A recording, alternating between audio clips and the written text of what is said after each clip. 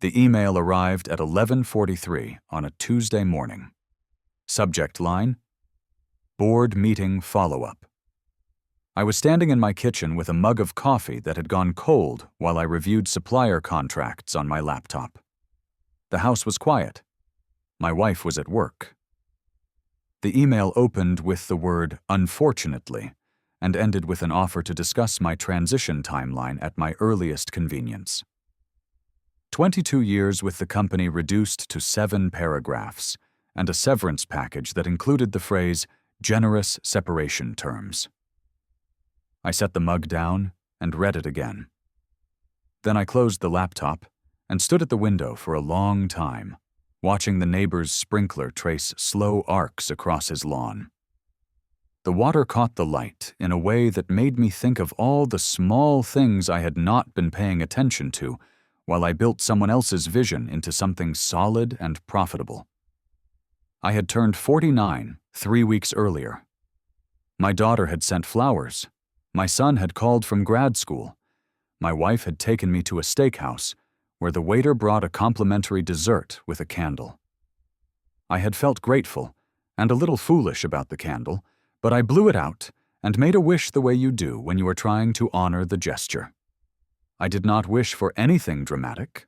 I wished for another decade of steady work, and then a quiet retirement, where I could finally read all the books stacked on my nightstand.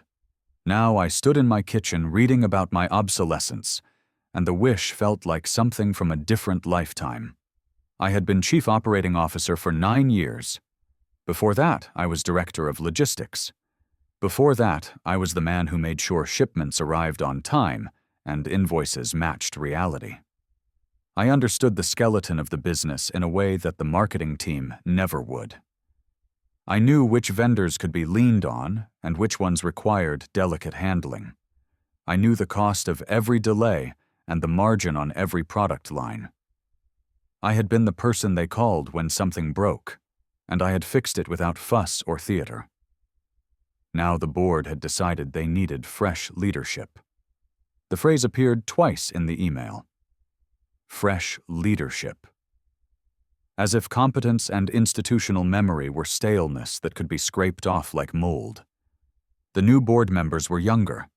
3 of them had joined in the last 18 months, brought in by the CEO after a successful funding round that I had helped structure. They had degrees from schools that taught case studies instead of ground-level operational reality. They used words like synergy and disruption in meetings where I used to discuss shipping routes and supplier reliability. One of them, a woman in her early 30s with a venture capital background, had asked me during a quarterly review whether I had considered pivoting our fulfillment model to leverage blockchain logistics. I had answered that our current model delivered products on time and under budget, and that I was not convinced blockchain solved any problem we actually had. She had smiled and made a note on her tablet. 2 months later, I was reading about my transition timeline. I did not call anyone that first day. I forwarded the email to my personal account and then deleted it from my work inbox. I poured the cold coffee down the sink and made a fresh cup. I went back to the supplier contracts and finished my review. I sent 3 emails about a warehouse staffing issue and one about a pricing discrepancy with a freight company. I worked until 6, the same as always, and then I closed my laptop and sat in the quiet house until my wife came home. When she asked how my day had been, I told her it had been productive. I would tell her about the email later, after I had decided what it meant and what I was going to do about it. For now, I wanted to sit with the information and let it settle into something I could examine without the heat of surprise. That night I lay awake and thought about the company I had helped build. I had joined when it was still small enough that everyone knew everyone else's name. The founder, a man I had respected, had hired me because I understood how to turn ideas into systems. He used to say that vision was cheap and execution was everything. We had grown carefully, expanding only when the infrastructure could support it, hiring only when we had trained the people we already had. By the time he retired and sold his stake, We were profitable and stable. The new CEO was younger, hungrier, more interested in growth metrics than operational health. He brought in consultants who made slide decks about market penetration and customer acquisition costs. He brought in board members who had never run an actual operation, but had opinions about how operations should be run. And now they had decided that I, with my 2 decades of making things work, was the obstacle to their fresh vision. I thought about what they would do without me. They would hire someone younger, someone who spoke their language and nodded along to their blockchain fantasies. They would dismantle the systems I had built because those systems were not sexy or innovative, just reliable. They would chase trends and burn through capital and eventually hit a wall when the fundamentals caught up with them. I knew this the way I knew the sun would rise. And lying there in the dark, I realized that knowing it was not enough. I needed to prove it. The severance negotiation took 3 weeks. They offered 4 months of salary and continuation of benefits. I asked for 8 months and a non-compete clause that expired in 6 months instead of the standard 2 years. They countered with 6 months of salary and a 1-year non-compete. I accepted and signed the papers in the same conference room where I had once presented a 5-year operational roadmap that had saved the company $2 million. The woman from venture capital was there, along with the CEO and the company's lawyer. She thanked me for my years of service and said she hoped I would enjoy my next chapter. I thanked her and shook everyone's hand. My grip was firm. My expression was neutral. I walked out of the building with a box containing a coffee mug, a framed photo of my family, and a leather notebook full of procedural details that existed nowhere else. I did not tell my wife everything right away. I told her I had negotiated a good severance and that I was taking some time to consider my options. She asked if I was worried. I said I was not. She knew me well enough to hear the things I was not saying, but she also knew me well enough to let me work through them at my own pace. We had been married for 26 years. We had raised 2 children and survived a dozen small crises, and one large one when our son had been hospitalized for pneumonia at age 7. We had learned to trust each other's judgment and give each other space. So she kissed me and went back to her book, and I went to my study and began making lists. The first list was everything I knew that they did not know they needed to know. Vendor relationships that required personal rapport. Seasonal logistics patterns that repeated every year but were never documented. Contingency protocols for supply chain disruptions. The second list was everything they were going to do wrong. They would chase cheap suppliers without vetting reliability. They would over-rely on automation without maintaining manual backups. They would expand too fast into markets they did not understand. The third list was everything I would need to do it better. Contacts, capital, infrastructure. A team small enough to move fast but experienced enough to avoid amateur mistakes. I spent the first month of my severance doing nothing that looked like work. I met former colleagues for coffee. I attended industry conferences and listened more than I spoke. I renewed old friendships with suppliers and freight coordinators and warehouse managers. I asked questions about their pain points and their wish lists. I took notes in my leather notebook and smiled and said I was exploring opportunities. No one pressed me for details. People in this business understood that information was currency and that a man with my experience was always worth staying friendly with. In the second month, I registered a new company. I named it something plain and forgettable, a combination of logistics terms that sounded competent without being flashy. I filed the paperwork myself and listed my home address as the headquarters. I opened a business bank account with money I had been saving for years, a retirement cushion that my wife and I had agreed we would not touch except in an emergency. I told her this was an emergency, not of desperation but of opportunity. She looked at me for a long time, and then she nodded. She said she trusted me. She said she had always known I was capable of more than I had been allowed to do. I kissed her forehead and promised I would not let her down. The third month was when I started building in earnest. I called a warehouse manager I had worked with a decade ago, a man who had since started his own small fulfillment operation. I asked if he would be interested in a partnership. He asked what I had in mind. I laid out a model where he would handle fulfillment and I would handle client acquisition and logistics coordination. We would split revenue 60-40 in his favor for the first year, then renegotiate as we scaled. He said yes before I finished explaining the details. He said he had been waiting for someone with my brain to call. We shook hands over lunch at a diner near his warehouse. The handshake felt more binding than any contract I had signed in a conference room. I brought in 2 other people. A woman who had been my logistics coordinator before the company had restructured her department into irrelevance.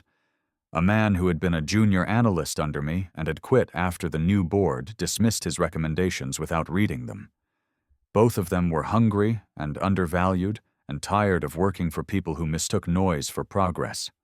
I offered them equity and autonomy and the chance to build something rational. They both said yes within 24 hours. We worked out of my dining room for the first 6 weeks. My wife brought us coffee and sandwiches and occasionally sat in on meetings to ask the kind of practical questions that punctured our assumptions. We built a service model that was leaner and faster than what my old company offered. We targeted mid-sized businesses that were too small for the enterprise providers but too complex for the automated platforms. We promised reliability and transparency and direct access to decision-makers. We did not promise innovation or disruption. We promised that things would arrive on time and that when problems emerged, a human being who understood logistics would solve them. Our first client was a medical supply distributor I had worked with years ago. Their current provider had been late on 3 consecutive shipments, and they were furious. I called the owner and asked if he would give us a chance. He said he would give us 1 order and see how we did. We delivered 2 days early. He called me personally to say he was moving all his business to us. That phone call was worth more than any pitch deck. Word spread the way it does in industries built on relationships and reputation. By the end of month 4, we had 6 clients. By the end of month 5, we had 12. Revenue was modest but growing. Margins were thin but healthy. We were profitable on paper, and my dining room was no longer large enough. We moved into a small office space near the airport. It had fluorescent lights and beige carpet, and a conference room barely big enough for 4 chairs. It felt like a palace. My old company began to stumble around the same time. I heard about it through the network of suppliers and vendors who talked to everyone. They had switched to a cheaper freight provider who had missed deadlines. They had automated their inventory management and lost track of SKUs. They had expanded into a new market without understanding the regulatory requirements and been fined by the state commerce department. The venture capital board member had pushed for a flashy rebrand that confused existing customers and failed to attract new ones. The CEO was still giving interviews about their growth strategy, but the people who actually moved products were quietly jumping ship. One of them called me in month 7. He was a senior logistics manager who had been with the company almost as long as I had. He said things were falling apart. He said the new COO they had hired, a man in his 30s with an MBA and no operational experience, had implemented a system that looked good in slide decks but collapsed under real-world conditions. He said people were working 80-hour weeks trying to patch the holes, and that morale was in the basement. He asked if I was hiring. I told him I was. He started the following Monday. We grew carefully. I refused to scale faster than our systems could support. I turned down clients who wanted services we were not ready to provide. I insisted on redundancy and documentation and training. I ran the company the way I had always wanted to run operations, with patience and precision and respect for the reality that good logistics was mostly about avoiding stupid mistakes. We did not chase trends. We did not pivot. We just did the work and did it well, and the clients kept coming. By month 10, we had 23 clients and 8 employees. We were profitable enough that I could pay myself a salary and start repaying the retirement fund I had borrowed from. My wife said I looked younger than I had in years. My daughter visited and said the office had good energy. My son called and asked if I needed help with anything, maybe some market analysis or financial modeling. I told him to focus on his degree, but I appreciated the offer. The truth was that I did not need help. I needed to keep doing what I was doing, which was building something sustainable and sane. My non-compete expired at the end of month 12.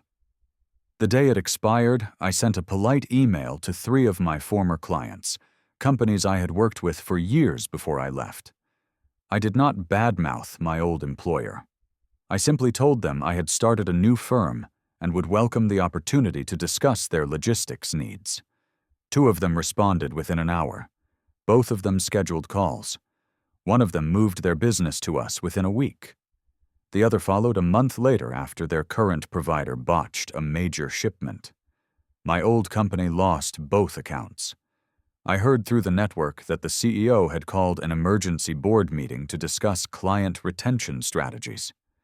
I heard that the venture capital board member had blamed the logistics team for poor execution. I heard that 3 senior managers had quit in the same week. I did not feel triumphant. I felt a kind of quiet validation, the way you feel when you see a structure collapse exactly the way you predicted it would, because you understand the stress points, and they did not. Month 14 was when they reached out. Not the CEO, but one of the original board members, a man I had worked with before the venture capital wave arrived. He asked if we could meet for coffee. I said yes. We met at a place near my office, a quiet cafe with good espresso and tables far enough apart for private conversation. He looked tired. He said the company was struggling. He said they had made mistakes. He said they had underestimated the complexity of the operational side and overestimated the value of growth tactics. He said this without quite admitting fault, but the subtext was clear. He asked if I would consider coming back as a consultant to help them stabilize. I stirred my espresso and thought about the question. I could have said yes. The money would have been good, and there was a certain satisfaction in being asked to rescue the people who had pushed me out. But I looked at this man across the table, this person who had voted to remove me and then watched the consequences unfold, and I realized that going back would be a betrayal of everything I had built. My company was not a side project or a consolation prize. It was the thing I had always been capable of creating when I was not cleaning up someone else's messes. I told him no. I told him I appreciated the offer, but I was focused on my own firm. I told him I hoped they figured it out, and I meant it. I was not interested in their failure. I was interested in my success. He nodded slowly and said he understood. He said he respected my decision. He paid for the coffee, and we shook hands, and I walked back to my office feeling lighter than I had in years. By month 18, we had 31 clients and 14 employees. We had moved to a larger office with real conference rooms and a break room that did not double as storage. We had established processes and training programs and a culture where people actually wanted to come to work. We were not the biggest firm in the market, but we were becoming known as the most reliable. Clients referred us to other clients. Employees referred us to talented friends. We turned down work when we needed to and took on challenges when we were ready. We grew at a pace that felt human and sustainable. My old company did not collapse, but it shrank. They lost market share and cut staff, and eventually brought in a turnaround consultant who implemented the kind of basic operational hygiene that I had been practicing all along. The CEO left for another opportunity. The venture capital board member quietly moved on to a different portfolio company. The firm survived, smaller and chastened, and I felt nothing about it except a distant curiosity. It was no longer my problem or my identity. It was just a company that had made bad decisions and paid the price. Month 24 was when I hired a full-time COO, a woman in her early 50s with gray hair and a resume that demonstrated quiet competence across multiple industries. I interviewed her over lunch and asked her what she thought good operations looked like. She said it looked like boring consistency and unglamorous reliability. She said it looked like a machine that worked so well that no one noticed it was there. I offered her the job before dessert arrived. She accepted before coffee. With her managing daily operations, I had time to think strategically. I had time to build relationships with larger clients and explore adjacent markets. I had time to read the books on my nightstand and take my wife to dinner on weeknights instead of just weekends. I had time to call my son and talk about his thesis research. I had time to visit my daughter and meet her new boyfriend, a polite young man who asked intelligent questions about logistics and did not flinch when I described the realities of supply chain management. I had time to be a person again instead of just a function. The company continued to grow, but growth was no longer the only metric that mattered. We measured client satisfaction and employee retention and operational consistency. We measured whether people smiled when they came to work and whether problems got solved before they became crises. We measured whether I could take a vacation without everything falling apart. I took 2 weeks off in month 28 and went to the coast with my wife. We rented a small house and walked on the beach and read books and did not talk about work. When I came back, the office had run perfectly without me. My COO sent me a summary email with 0 urgent items. I sat in my office and looked at that email for a long time, and I felt something close to peace. I am 52 now. My company is in its 4th year. We have 47 clients and 22 employees. We are not famous. We do not get written up in business magazines or invited to speak at conferences about disruption. We are simply a firm that does logistics work competently and ethically and profitably. We pay our people well. We treat our vendors fairly. We deliver what we promise when we promise it. This is not a story about revenge or vindication. This is a story about what happens when you stop trying to be fresh and start trying to be good. My former employer still exists. They stabilized eventually, found their footing in a smaller market niche, hired people who understood operations instead of optics. I see their name occasionally in industry newsletters. I feel nothing when I see it except a mild recognition, the way you might feel when you see the name of a town you used to live in. It is part of my history, but not part of my present. What matters now is the thing I built when they told me to step aside.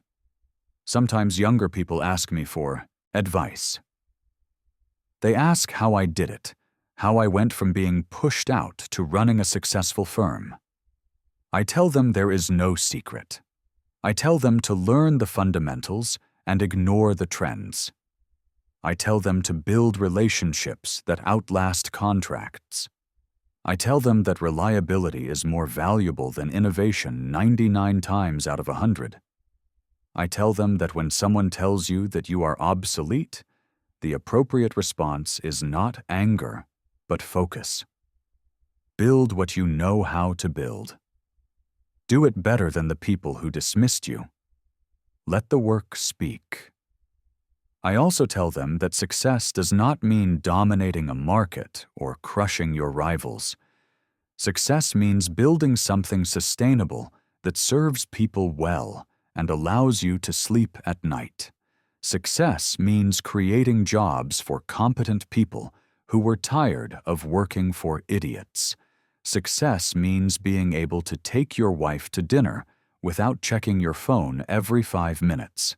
Success means that when your children ask what you do, you can describe it in a way that makes them proud. My son graduated last spring. He got a job with a consulting firm in another city. He is learning the same lessons I learned about the difference between theory and practice, about the value of patience and precision. He calls me sometimes to ask questions. I answer them the way my old mentor answered mine, with examples instead of maxims, with respect instead of condescension. I tell him that he will make mistakes, and that mistakes are only disasters if you refuse to learn from them. I tell him that someday he will work for someone who underestimates him. And when that happens, he should remember that their opinion is not the measure of his worth. My daughter is getting married next year. She asked me to walk her down the aisle. I said yes, of course. And then I sat in my office and cried quietly for a few minutes, because time moves faster than you think it will, and children grow up and leave and build their own lives. She is marrying someone kind and thoughtful, who treats her as an equal. I am grateful for that. I am grateful that she saw enough healthy partnerships in her life to recognize one when she found it. My wife still works, though she talks about retiring in a few years. We have started planning what that will look like. Travel, maybe. Volunteer work. Time with grandchildren when they arrive. The retirement fund I borrowed from is replenished now, with interest. We are stable. We are secure. We are not wealthy, but we are comfortable. And comfort bought with honest work is a kind of wealth that does not evaporate when markets shift. I still go to the office every day, though my hours are more flexible now. I like the work. I like solving problems and building systems and watching competent people do their jobs well. I like knowing that somewhere in the country, a medical supply shipment is arriving on time because we planned it correctly. I like knowing that a small business is thriving because we gave them logistics support they could afford. I like knowing that our employees go home to their families without carrying the weight of dysfunctional management. The venture capital board member from my old company sent me a LinkedIn request last year. I did not accept it. There was no animosity in the refusal, just a lack of interest. We do not have anything to say to each other. She lives in a world of pitch decks and growth metrics and fresh leadership. I live in a world of freight schedules and vendor relationships and margins measured in pennies per unit. Our universes briefly overlapped, and then they did not. And that is fine. Sometimes I think about that email I received on the Tuesday morning when everything changed. Subject line: Board meeting follow-up. I think about standing in my kitchen with cold coffee and watching the neighbor's sprinkler make slow arcs across the lawn. I think about how close I came to believing them, to accepting that I was obsolete and settling into a quiet retirement of regret.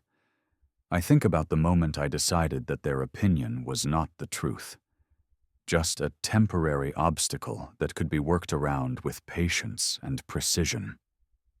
That moment, more than any other, is the one that built this company. Not the clever strategies, or the industry connections, or the operational expertise. The decision to trust my own judgment over their verdict.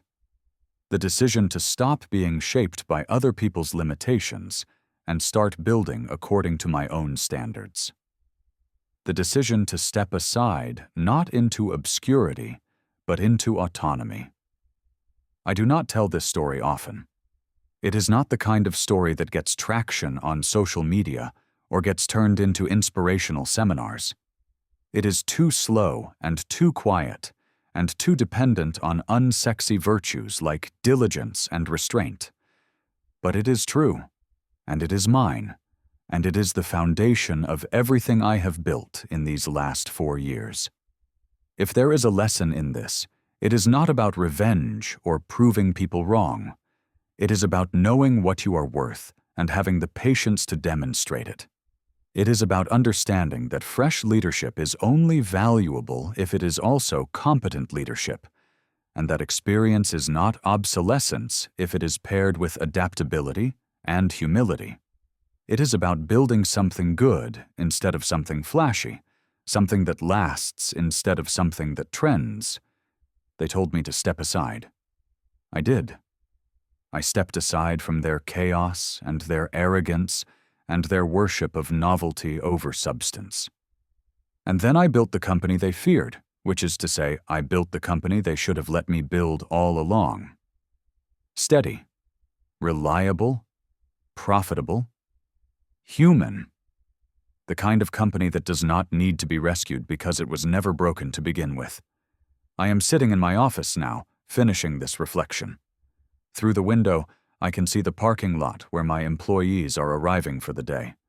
I can see my COO walking in with her coffee and her briefcase. I can see the IOSTOR warehouse manager pulling up in his truck. In a few minutes, I will join them for our morning operations meeting, where we will discuss freight schedules and client requests and the 1,000 small details that keep a company running smoothly. It will be ordinary and unglamorous and exactly what it needs to be. And tonight, I will go home to my wife. We will have dinner together and talk about our days. I will tell her about a new client we landed, a mid-sized manufacturer that finally got tired of their current provider's incompetence. She will tell me about a project she is working on. We will watch something on television or read our books in comfortable silence. Before bed, I will check my email one last time, not because I am worried, but because I am engaged. And then I will sleep the sleep of someone who has built something worth building and has nothing to prove to anyone except himself. They thought I would fade into irrelevance. They thought fresh leadership meant discarding the people who actually understood the work. They were wrong, but their wrongness is no longer my concern. I have moved past vindication into something quieter and more durable. Satisfaction. The satisfaction of knowing I was right. The satisfaction of knowing I built something good. The satisfaction of knowing that when they told me to step aside, I stepped into the best chapter of my professional life. That is the story. That is what happens when patience and competence are allowed to operate without the interference of trends and arrogance. That is what I built. That is what I will continue to build, one reliable delivery at a time, until I am ready to hand it to someone who understands that boring consistency is the most radical act of all.